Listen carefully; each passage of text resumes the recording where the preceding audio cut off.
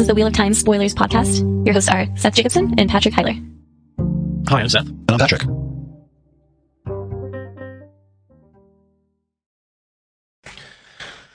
So I have nothing good to say about this chapter. Just gonna start off the recording with that. Well, I'll just break around in. Maybe we'll fall down some interesting tangent. I just kind of hope this for that during and then they walked chapters. Right. It's like they're going, it's literally titled Over the Border with a white cloak symbol. And it's like, yeah, they cross the border and talk to some white cloaks. They don't even name the white cloaks. I couldn't even figure, could you figure out who the white cloaks were? No. I have no idea. Like, I don't this chapter should be cut for the next chapter. That's all right. So go ahead and do your reading. Let me start this fucking episode off that way. Not a great way to start. Well, you know what? We spend so much time praising Robert Jordan and the stuff he does. And I just spent most of the last chapter nearly orgasming over his portrayal of Moraine and the subtlety and the things she was talking about. And this is just terrible. There's no point. Why? It's like he just needed to write a filler chapter in here. I don't know. Harriet, cut this shit, will you? Do like I'm going to do and edit out everything I just said. Chapter 8 of the Fires of Heaven, Over the Border, and our symbol is the white cloak sunburst. Clinging to her perch at the rear of the jouncing wagon, Nynaeve used one hand for herself and one for her straw hat as she peered back at the furious dust storm dwindling behind them in the distance. The broad brim shaded her face in the morning heat, but the breeze generated by the wagon's rumbling speed was enough to snatch it from her head despite the dark red scarf tied under her chin. Low-hilled grassland, with occasional thickets rolled by, the grass sere and thin in the late summer heat. Dust turned up by the wagon wheels obscured her vision somewhat, and made her cough besides. The white clouds in the sky lied. There had been no rain since before they left Tanchico, weeks earlier, and it had been some time since the wide road had borne the traffic of wagons that once kept it hard-packed. No one appeared riding out of that seemingly solid wall of brown, which was just as well. She had lost her anger at brigands trying to stop them this close to escaping the madness of Terabon, and unless she was angry, she could not sense the true source, much less channel. Even angry, she had been surprised at being able to raise such a storm. Once whipped up, full of her fury, it held a life of its own. Elaine had been startled at the size of it too, though thankfully she had not let on to Tom or Julin. But even if her strength was increasing, her teachers in the tower said that it would, and certainly none of them was strong enough to vest one of the Forsakenness she had. Even with that, she still had that limitation. Had any of the bandits appeared, Elaine would have had to deal with them alone, and she did not want that. Her earlier anger was gone, but she was making for another crop. Awkwardly climbing up over the canvas slashed across the load of casks, she reached down to one of the water barrels fastened along the sides of the wagon together with the chests of their possessions and supplies. Immediately her hat was on the back of her head, held only by the scarf. Her fingers could just touch the lid of the barrel, unless she released the rope that she was gripping with her other hand, and the way the wagon was lurching along, that would probably send her off onto her nose. Julin Sandar guided the lanky brown gelding he was riding. Skulker was the improbable name he had put upon the animal, close to the wagon, and reached over to hand her one of the leather water bottles slung without a saddle. She drank gratefully, though not gracefully. Hanging there like a bunch of grapes on a windblown vine, she spilled nearly as much water down the front of her good gray dress as she did down her throat. It was a suitable dress for a merchant, high-necked, finely woven and well-cut, but still plain. The pin on her breast, a small circle of dark garnets and gold, was perhaps too much for a merchant, but it had been a gift from the Panarch of Terabon, along with other jewelry, much richer, hidden in a compartment beneath the wagon driver's seat. She wore it to remind herself that even women who sat on thrones sometimes needed to be taken by the scruff of their neck and shaken. She had a little more sympathy for the tower's manipulations of kings and queens, now that she had dealt with Amathera. Thought that was a good opening. Yeah. So we see her basically create this gigantic storm, almost by accident, when having brigands follow them. And I guess the only thing I want to say about that is I'm guessing that her fight with Moghedien stretched her a little bit more and made her all that much more powerful. That wouldn't surprise me, and she's kind of always connected with the weather. That's a sort of her go-to. That's a good point. The Lady of the Lake. Yeah, that's a fine way to put it. But yeah, we just see them speeding away from brigands, which is why Nynaeve is kind of calming down, but Tom is still driving the cart very quickly away from this storm. You guys ever seen a dust devil? In the States, they call it a dust devil in the Southwest. It's like a tiny tornado, very tiny tornado. It might throw a rock through your car windshield or knock over a shed, but that's about the worst it'll do. I'm imagining that. Throwing rocks around. I've seen videos of like dogs chasing them and stuff like that. They're kind of cute. Yeah, some are really, really, really little and kind of just funny to look at, but obviously they range all the way to real-sized tornadoes. Right, yeah. I mean, that's essentially the same weather phenomenon as tornadoes, it's just on a smaller scale. You have heat and cold in various layers, and the movement of air creates a funnel effect, essentially a drain effect, and then you end up with a funnel cloud, and then you end up with a tornado. Which are really cool. I know they're super dangerous and really bad, but I will say one of my favorite things about living in Texas was the storms. They were just so powerful and so incredible. I mean, I've never seen lightning like that. I mean, lightning to the point where you literally could read by it. One flash would be starting before the next one would be done, and it would go on for where they'd like flash and build and build and build and build, and like you just rock with thunder like it was a rock concert. And if you were in the right kind of building, the rain would be coming down like drums on the roof. And I just being in that kind of storm when the power goes out and you got nothing to do but read by candlelight, or lightning light. Nothing like that happens in Portland. Nothing. We just don't get that kind of violence. Yeah, we live in a kind of giant natural shelter. Yeah. Currents of the ocean really make this place a very temperate area, and then we're protected by mountains on the other side. So the water comes in, and then it just kind of slowly falls, and that's our weather here. That's all that really happens. Yeah, it's like we get this moist, cool air coming from, or actually moist, warm air coming from the ocean, meeting the cool air of the continent, and we just basically have like a drizzle all the time. I prefer it that way. I've decided. Oh, me too. It's been hot this week, except for a possible volcanic eruption. Right, we have to worry about earthquakes.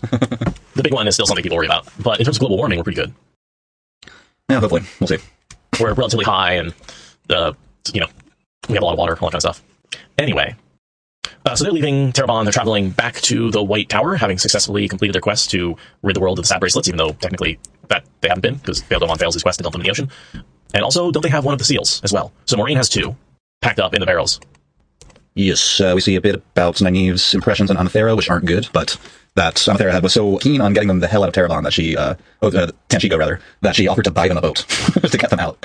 Which, of course, And of course, Nynaeve, who hates fucking boats, is like, no, we're gonna take a cart because she gets fucking seasick every time they get on the boat. Right, and I was going to say, Amathera offered to buy them a boat, but of course they find out that there are none for sale, because that's the shape that this area is in right now. They're the only ships that were available are already packed with refugees. I also like that now that Julian Sandar's wearing his fez, because fezes are cool. And then he makes fun of it in her head for like a whole paragraph. I think Robert Jordan is just making fun of fez as a hat style. It's like, they're just the dumbest thing in the Weird world. hat style. It is a hat that does nothing. No, it just sits on top of your head. Yeah, there's just no function to it. There's no shade, there's no brim, it doesn't like, I don't know if it cools your head. I guess it protects your scalp if you're like balding, maybe. I guess that's the only real, but yeah, no thanks. unless you're the doctor, fezes are not cool.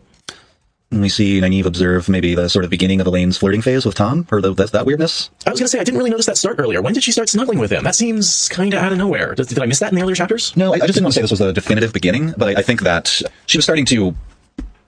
I'm thinking seriously about how I want to say this. Has she realized who he is yet? I don't think so. No, she hasn't gotten drunk yet and pulled on his mustaches, because that's when she realizes who he is. Wait, I think that did happen.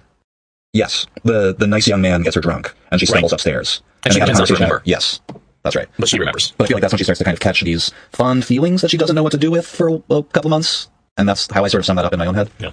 I'm curious what you think about how that relates to the fact that she is in love with Rand, and yet flirting with Tom. Well, having feelings for one person doesn't mean you can't have feelings for another person. But I think that she's just a young woman, and he is like an impressive established man that she feels really comfortable with, and like I said, I think she kind of catches feelings that she doesn't know what to do with. And she may be a little on the immature side to know what to do with them. And they have been together for what? They've been traveling for like 2 months, hasn't it been? Yeah. Plus they were in Henchiko for a while together, like... Right. I can kind of see it, like, from my perspective. I've totally, like, had coworker or someone I, like, collaborated with whatever on, and, like, they're a really nice person and attractive, and for a moment you start feeling the attraction feelings, and you have to then grapple with that. I think if you're maybe a little bit more of an experienced adult than Elena's, you know that that's only real if you make it real. Does that make sense? Yeah. You can't, like, the feelings or the attraction's gonna happen. That's just gonna happen. There's nothing you can do about that. It's then what you do with it that is the difficult part. Rather than just sort of let yourself be guided by your animal emotions, You're just your pure reaction to the world around you. How much do you think she thinks Tom is her father? Because it's not zero. No, it's not zero. We've talked about this on the podcast before. There's some significant questions that could be asked about that. But of course, we'll never know. I mean, at one point she said she's given up the hope that he was her father, which means at some point she had hope that he was her actual father. Yeah. Morgase had cheated on Terengale, right? Or no, wait, who's her father? Yeah, Terengale. Right. Goddamn. Andoran family tree is complicated. Terengale de Modred, nephew of Lehman. Which means they're related to Moraine. So, wait, Terengale married Tigraine, then daughter. Tigraine fled. Yeah. And they had a son, Galad. Laman dies during the Aiel War. He married Morgase, and then father Gawain and Elaine, rather. Mm-hmm. And then in 984, Terengale died in a hunting accident, supposedly orchestrated by Tondril Merrilin, after Tom discovered Terengale intended to murder Morgase to seat himself on the throne. Right. So there's that period of time between when Terengale married Morgase and when he died, and Tom was around, and Elaine was born. Right. So there is that thought that maybe she was his father, but I don't think there's any evidence for it, as far as I can tell, and he claims not to be, and she seems to accept that he's not. So even if genetically they are related, which I don't think they are, they both decided that they're not father-daughter. Yeah, I kind of want that to be real, but there's just nothing to go on there other than pure speculation that Morgase was in this marriage to Terengale because he was just a likely political ally and not for any other real reason. No, she didn't like him at all. They were not fond of each other, even despite having 2 children together. I mean, he wanted Gillar to take the throne because he felt he deserved the Cairhienin throne, but he was forbidden it because he was married to an Andoran, and he was forbidden the Andoran crown because he was a dude, and he felt totally gypped and was doing his best to try and overthrow Queen Morgase so he could take a throne. He wasn't a great dude, but I think often he felt that he married for power and instead lost power in his marriage because of just how matriarchal. Because he married Morgase, right? Like, yeah, because he married Morgase. Try manipulating her into anything without compulsion. You're kind of fucked, and even with compulsion, you're still pretty fucked because it's Morgase. In any case. I literally have 2 pages of nothing. They run into White Cloaks. Yeah, as Elaine is gushing, Tom says, there's company ahead. It's the Children of the Light. A small contingent attaches. I think it's 3 dudes, like 2 guards, and whoever's in charge, who's never named. And we literally only see Nynaeve greet him as he comes up to their wagon and says, the Light will mean you captain, she said to the narrow-faced man who was obviously the leader, the only one not carrying a steel-tipped lance. She had no idea what rank the 2 golden knots signified on the breast of his cloak, but in her experience, men would accept any flattery. The Light what? But in her experience, the men would accept any flattery. The Light what? She had no idea what the rank of 2 golden knots signified on the breast of the Light what? I don't know what you're asking. The Light Illuminate. Sorry. Oh, the Light Illuminate. Sorry. So that's the only information we have out of the whole thing. And this group of White Cloaks seems to be searching for signs of the White Cloaks that were in the city, who we, I presume, are mostly dead in the terrible riots that tear through the city as it shreds itself apart. I would guess, yeah, they're cool. So they put themselves in between the rioting people and the Panarch's palace, I think. Well, we know Jacob Carden gets out alive. He returns with a fair number of folks, doesn't he? Because he ends up in Tenchiko later? No, he ends up in Ebudar later. Yes. But this group seems to be looking for that first more important one that was there, angling in the city for power. I'm trying to figure out if I should have done this beforehand, but I wanted to know if I could figure out who those White Cloaks were. Because I feel like we learned that, doesn't Patron Nile order some White Cloaks to the west side or to guard the border? Yes, to guard the border, keep the migrants, or keep the starving people escaping this failing nation from overrunning the ones around it. And this White Cloak says that the captain commander is sending food, or is trying to prepare a route to send food to keep the people from fleeing. I have no idea if that's true. Yeah, nothing I'm reading. None of the wikis have any information about who that White Cloak is. So as far as I can tell, it's just an unnamed White Cloak captain, which goes back to my original sentiment about this chapter. What the fuck was the point? Sorry, moving on. It's just a little look into what Nynaeve, Elaine, and the rest are doing. Yeah. Yeah, White Cloak's questions them about what was happening in the city, what you know, what are you carrying, where are you going, what are you doing. They lie.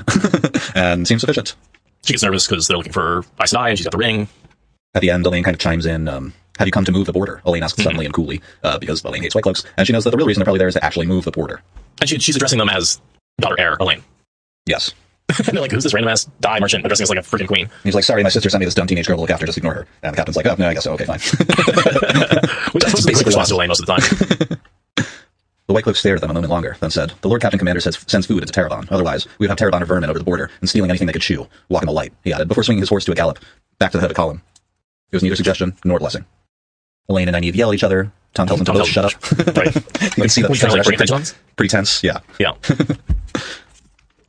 And so I feel like maybe they're showing some tension in the group before in the next chapter, because the next chapter they get drugged before group. So maybe sort of showing how, like, despite the disagreements between them, they can still unite and pull each other out of a hard place. I'm not really sure what he's trying to do in this chapter with their arguments and stuff like that. But this is the kind of stuff that when people are like, I feel like Jordan, just maybe like writes too much. Yeah. Like, it would be hard to just start writing them months later after, there's this big event in Tarabon and then nothing. But this is all the fucking time. Like, I feel like this is when it was like, well, I guess I'll write a transition, and then like it wasn't very good. So he's like, I'm not gonna do that again. I'll just like have them show up a couple months later. Like, is that with Perrin, right? Because then Perrin skips this whole book. He spends 2 months traveling from the Two Rivers to, I think it's even Cairhien, or is it? It might be Andor with Fael, and it's just like, oh yeah, I've been traveling for 2 months. Here I am. And like, if you skip over that, you're like, oh wait, what is he even doing this whole book? So you're saying it's the same as when they take Matt to Tarvalin? Yeah, it's just like that. There's like one cut of them on the road, and then the next time you see them. There was conversation there that I felt like was important, and like the encounter with the White Cloaks felt more significant because it was Bornhold. Like, it feels like a very similar chapter without any of the details. Also nodding. And then, boy, yeah, I just have to read out as they approach the next. That's all I was gonna say. Then I bet you just have to read out because that's all I got. They approach another town, or they see a town coming on in the distance that the White Cloaks told them would be there. And I'm going to make up the pronunciation of the name of this town as I read us out, because I don't know. When Mardichin appeared from the top of a rise, the sun still had a long way to climb to its zenith. The town ahead looked too big for the name of village, nearly a mile across, straddling a small bridge stream between 2 hills, with as many slate roofs as thatched, and considerable bustle in the wide streets. We need to buy supplies, Nynaeve said, but we need to be quick about it. We can cover a lot of ground yet before nightfall. We're wearing out, Nynaeve, Tom said. First light to last light, every day for nearly a month. One day resting will not make much difference in reaching Tarvalin. He did not sound tired. More likely he was looking forward to playing his harp or his flute in one of the taverns, and getting men to buy him wine.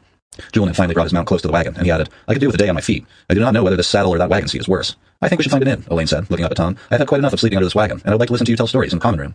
One-wagon merchants are little more than peddlers, Nynaeve said sharply. They cannot afford inns in a town like this. She did not know whether that was true or not, but despite her own desire for a bath and clean sheets, she was not going to let the girl get away with directing the suggestion at Tom. It was not until the words were out of her mouth that she realized she had given in to Tom and Julian. One day won't hurt. It's a long way to Tarvalin yet. She wished she had insisted on a ship. With a fast ship, a seafolk raker, they could have gotten to Tyr in a third of what it had taken them to get across Tarabon. As long as they had good winds, and with the right Athemir windfinder, that would be no problem. She or Elaine could have handled it, for that matter. The Tarans knew that she and Elaine were friends of Rand's, and she expected that they still sweated buckets for fear of offending the Dragon Reborn. They would have provided a carriage and escort for the journey up to Tarvalin. Find us a place to camp, she said reluctantly. She should have insisted on a ship. They might have been back in the tower by now. Not that that would be a great place to be. Might have ended up dead if they were back in the tower. It's always held up as the beacon of safety, but it turns out it's full of fighters. It's like the most dangerous place you can go. Totally. Thank God Rand never makes it there. Not until he walks in on his own devices.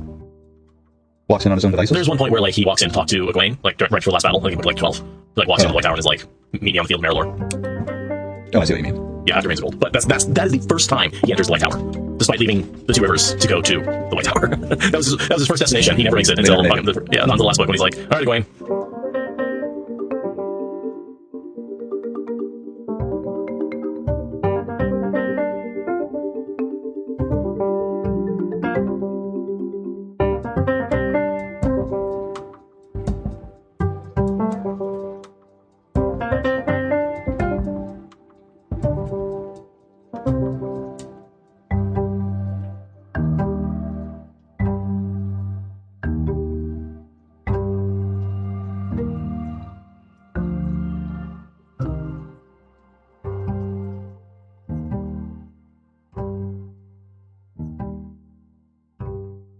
Thank you for listening to the Wheel of Time Spoilers podcast. Rate us in the Apple Podcast app or support us on Patreon. Second one.